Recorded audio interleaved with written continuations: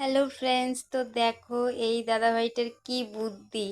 সুপারি গাছের মুথা দিয়ে কি কৌটো তৈরি করছে। তোমরা একটু ভালো করে দেখো ভিডিওটা, তাহলে বুঝতে পারবে। আর এই দাদাভাইটার এত বুদ্ধি, মানে আমি ভিডিওটা দেখার পর বুঝতে পারলাম। আমি না দেখলে হয়তো তোমরা এটা মিস করবে। পুরো ভিডিওটা দেখো, দেখার পর দেখো এত সুন্দর একটা জিনিস তৈরি করে, মানে দেখে মন ভরে যায় আর কি। এত সুন্দর একটা জিনিস তৈরি করলো একটা সাধারণ গাছের মুথা দিয়ে।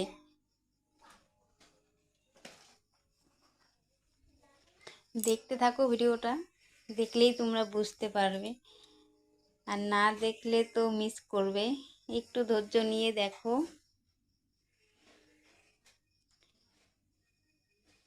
দেখো এত সুন্দর করে বানিয়ে ফেললো।